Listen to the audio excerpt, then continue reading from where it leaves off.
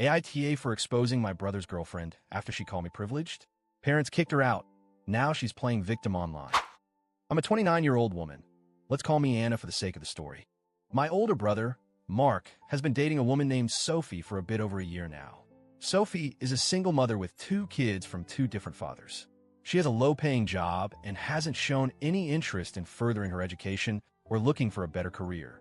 Honestly, that's her choice, and I don't judge people for their life paths. My family and I come from a middle-class background. We were raised to value education and hard work. Our parents always encouraged me and Mark to study, get good jobs, and build stable lives. I took that seriously. I studied hard, worked my way through university, and now I have a decent career in a well-known company. I'm grateful for what I have, and I never took it for granted. Mark, on the other hand, has always been more laid back, and his relationship with Sophie has been a bit complicated, especially with the kids involved. But I try to keep an open mind. When Mark first introduced Sophie to the family, she seemed nice enough, polite, friendly, and willing to make an effort. I try to be welcoming because I wanted to support my brother and be civil. But over time, Sophie's behavior started to bother me a lot. It's hard to explain, but she developed a habit of making subtle, passive-aggressive remarks directed at me. Not direct insults, but comments that felt like digs.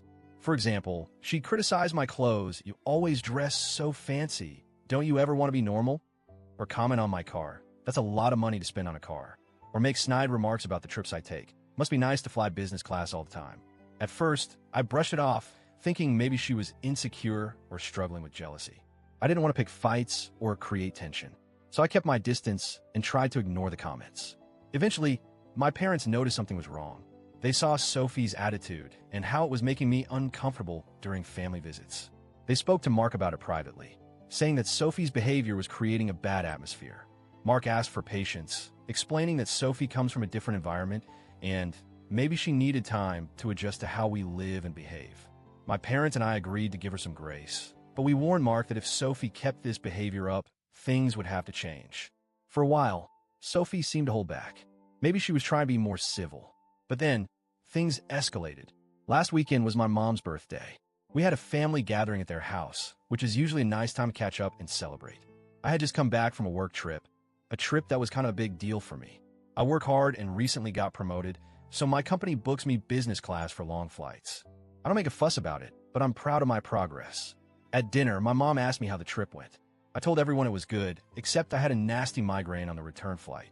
My brother laughed and joked, "Thank God they give you plenty of alcohol in business class to deal with it."